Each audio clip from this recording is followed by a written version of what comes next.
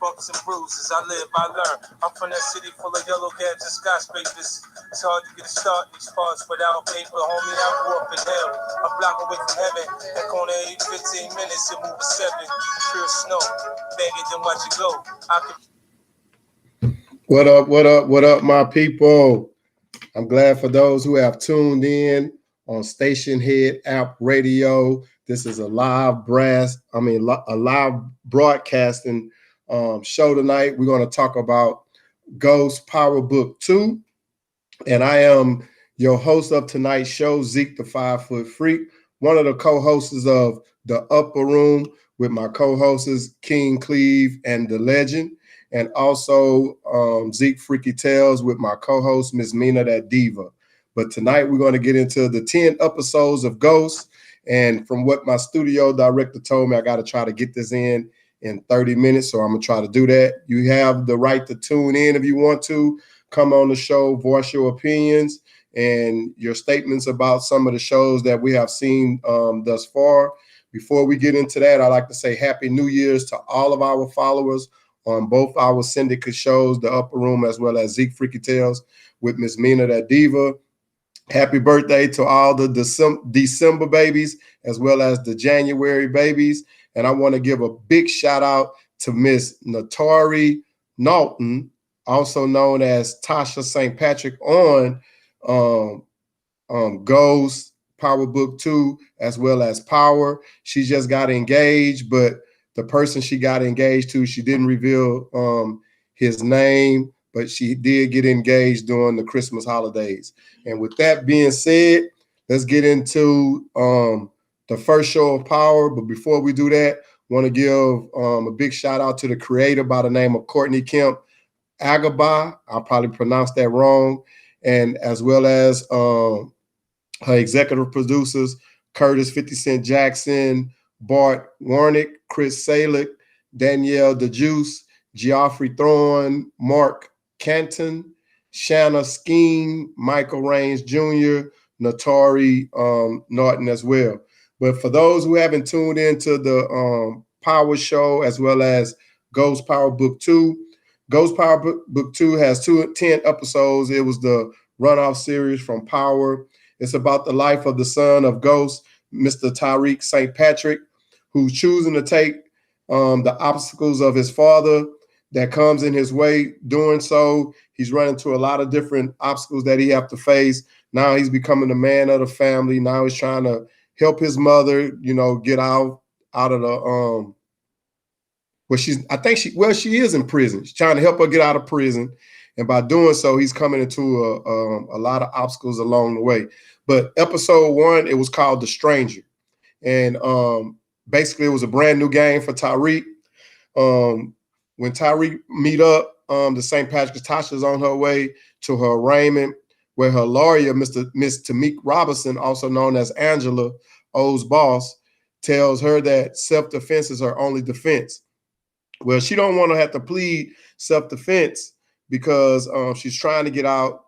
She's trying to say that they trying to label her as the drug kingpin of the St. Patrick cartel, which she says that she's not, and the judge is not buying it. But Tamika's, not Tamika's, Miss St. Patrick lawyers is trying to tell her that, she's going to have to plead self-defense. They want to label her husband as an abusive husband.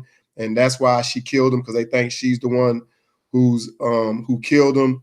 But she's still remained that, she didn't, she's not the kingpin of the St. Patrick family. And she ended up saying that it was Tommy that was the drug kingpin.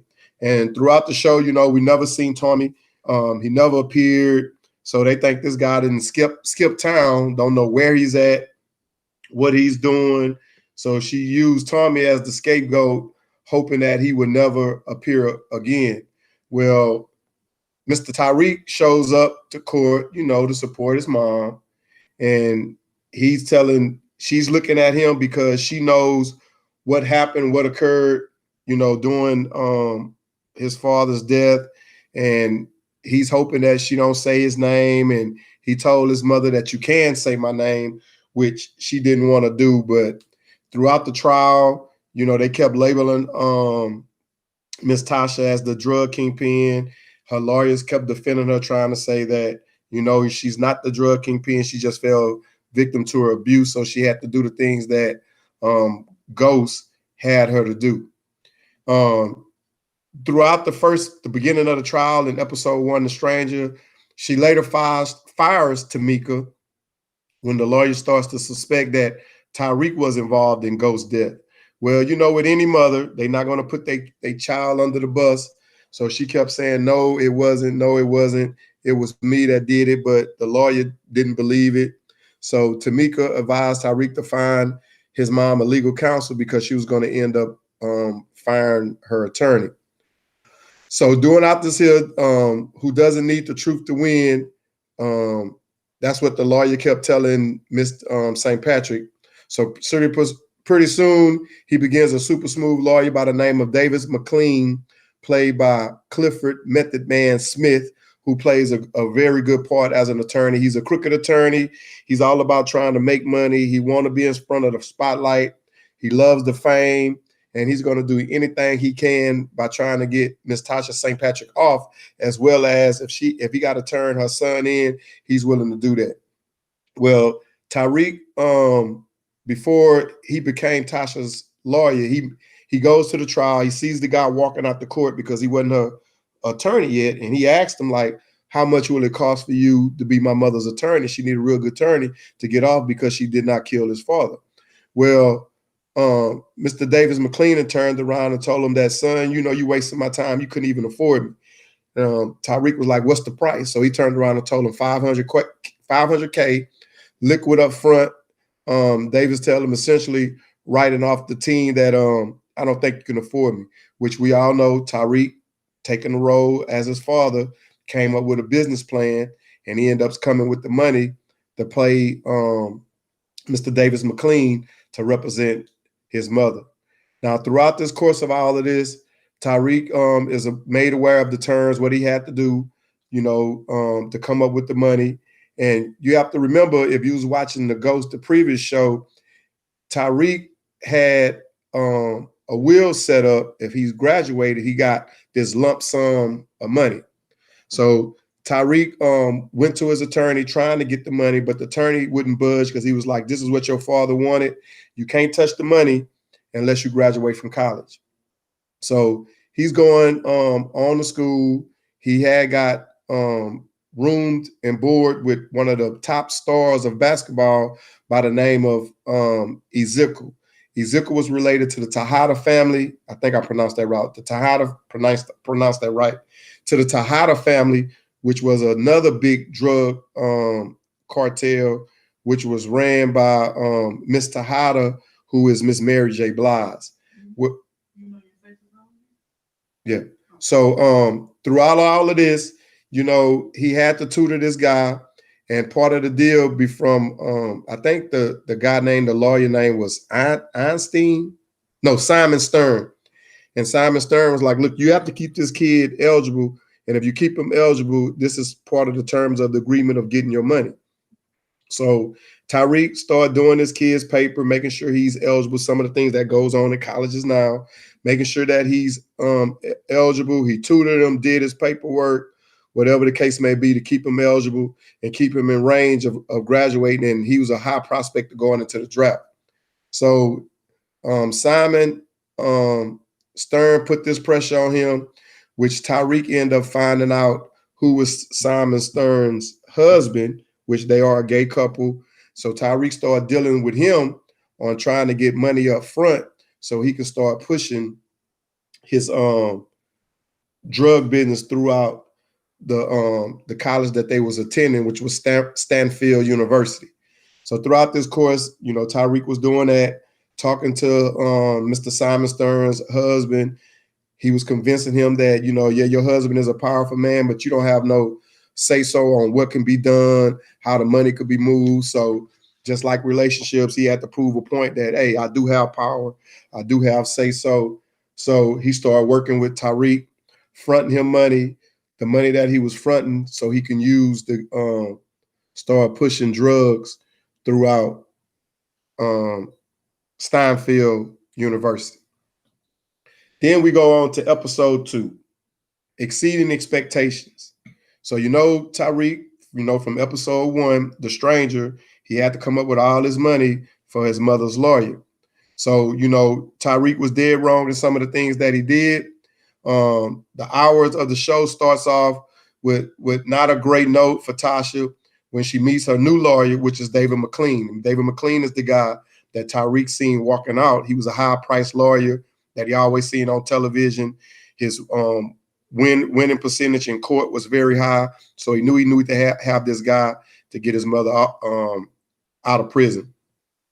And his investigator Paula, who Mr. McLean was having an affair with because he's married, which we haven't seen who his wife is as of yet on the show from the past 10 episodes.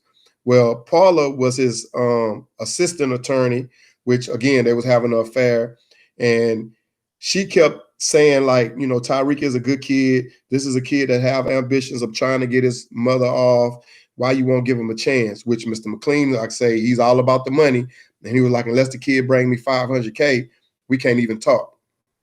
So Mr. McLean ended up talking to Tariq. Miss Paula convinced Mr. McLean to talk to Tariq, and he was always bringing up Ghost, Tariq's dead father. So Paula's interest in the case got real strong.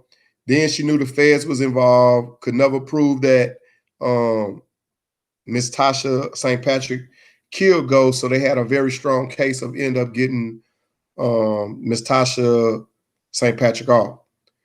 But then throughout all this time, the only serves an incentive Davis, who has no idea who his new client really was until he talked to Miss Tasha, because he wanted to get the truth. He asked her, did she kill him? She said no. But Miss Paula was like, okay, if you didn't kill him, Tasha, you probably know who killed him, which she wasn't gonna give the name, which they already knew that she was a flat out liar about the involvement in what happened to Ghost. So they went with the case about using domestic violence, but they wanted some stronger evidence to get her off on someone who they can blame.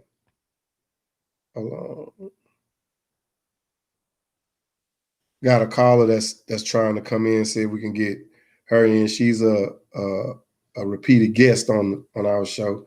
Oh, well, she's just listening. I guess she didn't want to come in. So anyway, with that being said, Tasha was telling Miss Paula, the assistant attorney of Mr. David McLean, that she need every piece of help that she can get, that she wasn't involved in the drug business at all.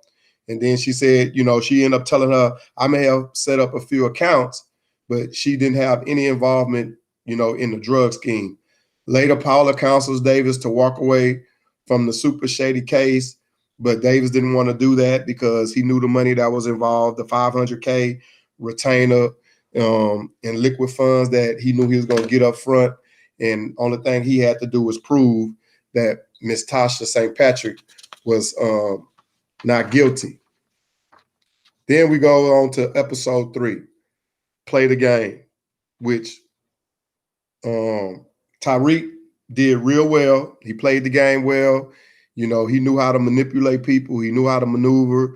He was going back to old friends, old girlfriends that was helping him move drugs in power. And so he got to getting back to his old friends. And this episode was basically about family-based criminal operations run by Miss Monet. Miss Monet, who I was telling you, played by Mary J. Blige. She was of the Tejada family. Her husband was a big, I don't want to say drug kingpin, I guess a drug lord or whatever the case may be. But he ended up getting popped because he made some mistakes. He wasn't moving right, which she ended up throwing in his face later on throughout some of the episodes. But basically, Monet, the woman who is just about as ruthless as they come, turns up what she brings to the table. She let everybody know that she was running the Tejada family. She was in control. The drugs moved through her. She would have family functions at her house. She had one of the police officers, I want to say he was a detective, he wasn't an officer, in her coat pocket, which she was also having an affair with as well. She's a very smart, savvy young lady, capable of dropping bodies if it means getting ahead. She didn't care about that. Which her son was her strong arm, and he made sure that to let everybody know that was involved with them that they had power. They wasn't playing. If you didn't move the way that they wanted to move, you can get hurt. She also trusted of her kids. Her kids helped her with their drug schemes and stuff like that. And they all had particular roles. They knew their roles. They knew what they had to do, whether it was cleaning the money, picking up the drugs, moving the drugs, be there doing drug deals, or being at the table when different things had to be done. Diana was more of the intellectual one. Nice looking young lady. She ended up falling for Tariq, and her mother was using her to get information about Tariq, which she really didn't like doing because she ended up developing feelings for him. But again, she wasn't going to move against her mother because she knew the power that her mother had. And then once the mother disowned you from the family, you was basically out on the streets on your own. So she was the careful planner. Meanwhile, we seen that Kane is more of the enforcer. Kane was a oldest son, and he didn't play. But the thing was, he didn't think out a lot of the things that he should have done. He acted off emotions, and he acted off of people's fear. So a lot of things that he was doing throughout the show end up kind of hurting the Tejada family. Well, with all that being said, eventually we knew that Tariq was going to feel some of the walls closing in on him because he got in ties with the Tejada family, and he ended up getting back to his mother, and she was trying to tell him that she didn't want him to move like that. But his thing was he had to make sure that his mother was okay, and it was his job now to take care of the family and to get her out of jail.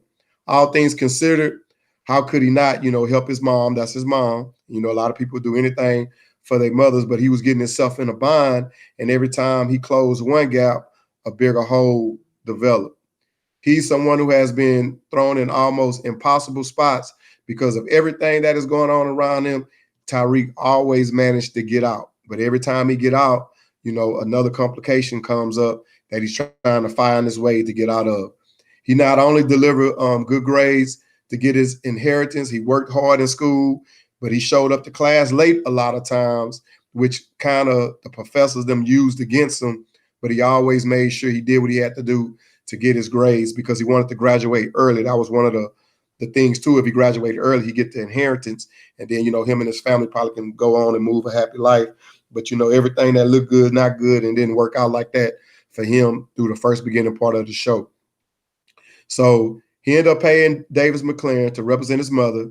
Then he also got to keep his roommate grades up while having some semblance of a personal life. So like I said, he had the Tejada daughter, Diana.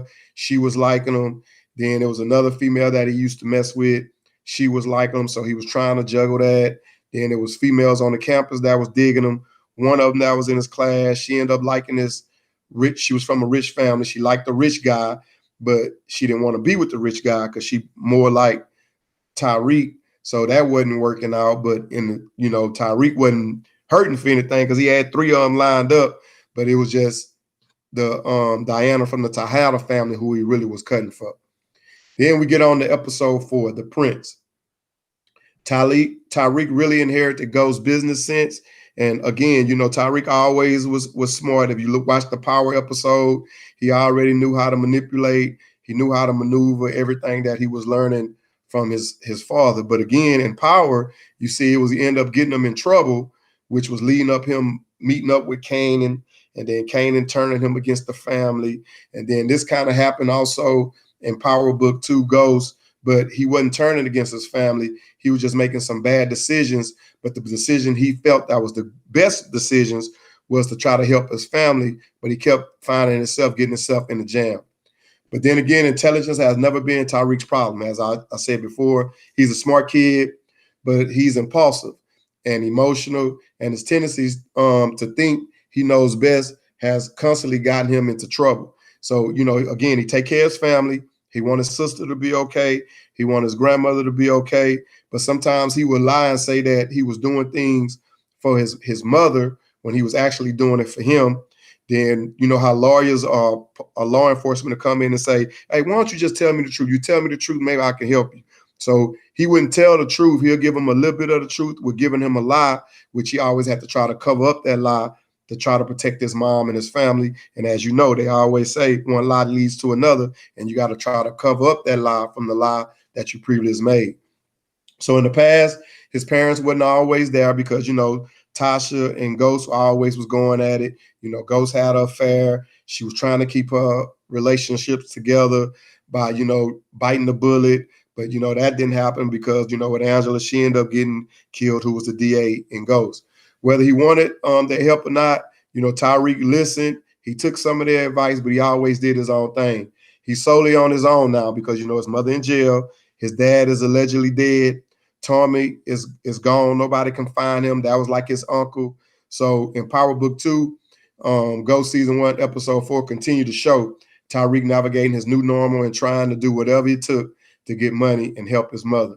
So the decision to go into business with Stern's husband and not tell Stern about it ended up backfiring against Tariq because Stern ended up finding out about it. And again, that was the business guy that his dad went in business with, who ended up backstabbing his dad, but his dad ended up coming out on top because he got the best over him, which he ended up getting his business back. I think it was called Club Truth. And with Simon, it was surely going to be an issue in the future because he was going to do everything he could for Tariq to fail and wouldn't be able to get the inheritance that was owed to him. Because if he wasn't able to get it, all that money would have went into Simon's business or into his pocket. Then we come on to episode 5, The Gift of Magic. And like I say, Tariq always worked this magic. He always knew how to get himself out of a jam. But again, every time he did get himself out of jam, he ended up getting himself in another jam or a newer jam. But again, he's a smart guy, and he always found his way how to manipulate and get around whatever circumstances that he already got himself into. Tariq was bound to be found out sometime. And then with this being said, the professor, which was a male professor, he ended up kind of digging a little deep into what Tariq had going on. He wasn't for sure what he was doing, but he always was snooping. He was always reaching for detail to see what Tariq was doing, to see what he can get out of him. But who would have thought he would be caught red-handed by Saxe after accidentally getting drugged at a frat party? Well, Saxe, you know, he have a fetish of going after the St. Patrick's. He always say, and this guy's smart too. A lot of the things that he come up with, he's right about, but he go about it wrong, of proving his evidence, and he do illegal things. Well, Saxe has a niece that Tariq didn't know anything about, which he ended up calling like Nancy Drew. And he told her that he wanted her to get as much information that she could on Tariq. What is he doing? What's going on with his mother and stuff like that. Well, she's another privileged individual, and she didn't know how to like just talk to him or manipulate him like she liked him. So she ended up drugging him. So by her drugging him, Tariq got real drunk, passed out. She was going through his phone. Somehow she was able to clone his phone to her phone to be able to get information. The same thing that happened in Power with her dad. If you had that on the bingo card, you're a psychic and you should probably play the lottery, because that's what she was doing, because Saxe was knowing so much information and they kept trying to figure out, how does she know all this information? How's Saxe getting information and bring it back to the FBI? Tariq has done a tremendous job in keeping his biggest secret, and that was murdering his father. But the only thing that happened with that was he went to the grave that night when he had something slipped in his drink, and he was confessing to his father's headstone all the time while he was being recorded. Saxe had proof to take him down now, but he was trying to figure out a way how he can present this video without it coming back to him and questions being asked. How did he get the video? Saxe obtained Tariq's video, wasn't legal and wasn't admissible in court. Like I said, he was trying to figure out how he can get this video in court and how he can get Tariq convicted and get him arrested. But the paints a much clearer picture for Saxe, and it has the potential to lead to Tariq's downfall, which that's what he really wanted, because his deal was that they had to make a deal with Tariq's mother, they wanted to get him instead, especially now that he has Davis willing to work with him in a sense of justice. Now, with that being said, Tasha's lawyer ended up teaming up with Sachs, and his deal was, if I get my client off because she's innocent, we got to bring somebody to the forefront who is guilty. Which Sachs wanted to tell him about the video, but he couldn't because he knew that he got that video illegally. So McLaren wanted to work with Sachs, and he was like, look, long as I get my client off, I don't care who we convict of the crime of Ghost. So they started working with one another, and that ended up leading to episode 6. So like I said, McLaren, he's a guy, he just want to be in the forefront. He want his name to be seen. He want to be in the television, and he all about that dollar and all about his non-conviction rate to get his status up. In episode 6, Good versus Evil, Tasha named in court at the start of the series that it was Tommy. It's certainly someone who could mess shit up in a heartbeat.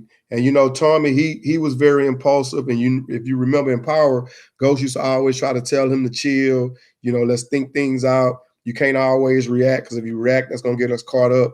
So she knew by saying Tommy, because he was gone, she just assumed that he probably would never show up again. So she ended up naming Tommy. Well, when Tommy was named, Sachs ended up going into the penitentiary, because I don't know if you guys remember Two-Bit. He was one of Tommy's hustlers, crew boys, if you want to call it that. And he was in penitentiary, but he never snitched. So Sachs goes to this guy in jail, end up telling him that he's gonna get out on good behavior if he just show up to court and testify against Tommy's drug ring. Well, he copped the plea, but he was like, and he was a smart kid too. He was like, so long as I come to court and give you some details about Tommy, but not everything, I can still walk. And Sachs was like, yeah, because we don't even want you. We want the bigger fish to fry. So he ended up getting out. And when he got out, he went to one of his best friends' mother's house, who ended up getting killed in Power. And he gave her a little money and told her if there's anything that she ever need, to be sure she get in contact with him. And he'll always be there for whatever the situation is. So now he gets out of prison early, unexpected. Sachs and McLaren strategized at the start of the episode, reminded each other that they're working together for the mutual benefit of trying to get Tariq arrested. And then McLaren said he don't give a damn if he just want to get his client off. He don't give a damn. His main interest is a dub in his pocket. And Sachs have his killer. So everybody wins in his eyes. He tells the Assistant United States District Attorney, which is Sachs, except Tariq, who would then be arrested for Ghost murder, Sachs points out. So McLaren was okay with that. He didn't care if Tariq got arrested. He just wanted to be able to get his client out, because that's what he was being paid for, her services. But then I think he was thinking, well, if he get her off, Tariq get arrested, guess who the mom gonna come to? She'll come to him and hopefully get him off. So with all that being said, then, you know, Kane thinks Diana and Tariq are sleeping together because he's seen how she was attracted to him. They had went to a basketball game. She kept looking at him when he was coming to the house parties. They went into the basement and they was talking, and he ran up on them asking what they was doing. So then he goes to Stanfield University to have a nice talk with Tariq, basically like bullying him, telling him to stay away from his sister with a threatening conversation. And then Tariq was saying, hey, man, me and your sister is just friends. He's not messing around with her. Then we go into episode 7, Sex Week at Stanfield University. They call it Sex Week when it's like homecoming, if you want to call it. So a lot of the kids come on the campus from different campuses. And this one, Kane gets kind of displaced about what's going on with Tariq and Diana. Kane has one of the, I think they was called the GTA. Well, I forget the name of the gang, but he had one of the gang members to come up to the school. The kid was dressed up like in a mask, like he was a fan for the basketball game, and basically he was coming to try to hurt Tariq. But before they goes to the game, they end up robbing a church, They pistol whipped the pastor because, Kane didn't really have the money because his mama was, short on dope. They couldn't move a lot of stuff in the street. And then he was also upset that when he went to visit his dad, because I think he pushed his mom in one episode and she ended up telling his father. So the dad, when he was leaving, because he still got pulled in the penitentiary, Kane got a beat down by some of the prison guards. So he knew what the case was about that. He knew he had a problem. So he didn't want to hurt Monet. So, but he still had to handle things within the family. And then when it was time for Monet to re-up, which is Mary J. Blige, who was Tejada's wife, he didn't show up. So Keynes get picked up by the police, the officer that Monet was messing around with, and they bring him in for questioning. So he missed the re-up part. So she kind of had to do it on her own. So Diana calls Tariq to the bar. That's when they wound up making out downstairs with the Connect, giving Monet a hard time upstairs. When it gets violent, she shoots and kills the Connect. Diane and Tariq run upstairs. When they hear the noise, then Tariq winds up helping Drew, which is one of Monet's sons, Gay, dispose of the body. So when Ramirez give Kane an alibi and goes with him to Monet's, they learn that Tariq is handling things which Kane didn't like, because he was like, you bringing him into the family and he don't know this business when I should be the one that should be handling. But Monet wasn't too much trusting Kane because he wasn't showing up to be able to get things done that needed to be get done. So the close, Tariq isn't one of the finalists for the Canasal Student Fellowship, which he was trying to obtain at Stanford University so he can graduate early to receive his money. Because again, like I was telling y'all earlier, he was showing up to class late. He wasn't getting his paperwork done. He'll turn it in late, which, he was making good grades, but that ended up hurting his GPA. And then they was telling him that, you got to make sure you continue to help Zeke so his GPA wouldn't drop and he can stay eligible for basketball. So Jabari, one of the basketball players, takes notice of their close conversation, but losing out on the chance of graduating early is the last of Reek's problem. And one of the most pressing issues at the hand is there are tons of unfulfilled orders on the Course Correct app, which Tariq and his homeboy end up designing, which people can buy drugs from the app, and they can get answers to their tests and quiz and stuff like that they can deliver. Simon Stern's hubby ended up finding out about this, so he started pressing Tariq for more money, which he helped him get the app launched. Tariq knew the guy was trying to swindle him to get more money out of him, which he wasn't willing to do, but he had to do to keep the app going and for him to continue to make money on the campus. So this ended up being Sex Lies and Jabari being Shady. Carrie and Zeke, which was Tariq, both of his Carrie was Tariq's professor. Zeke was the guy he was doing the work for, but they end up sleeping together. And Tariq didn't know anything about this in the beginning, but one of the other professors who was in love with Carrie, which he was real infatuated with her, he kept like watching her demeanor, but he thought she was really into Tariq, which she wasn't. So that was episode 7. Episode 8, Family First. Tariq always told Monet that, hey, my mother come first. I would do anything for my mother, which she kind of understood because she knew her kids would do anything for her.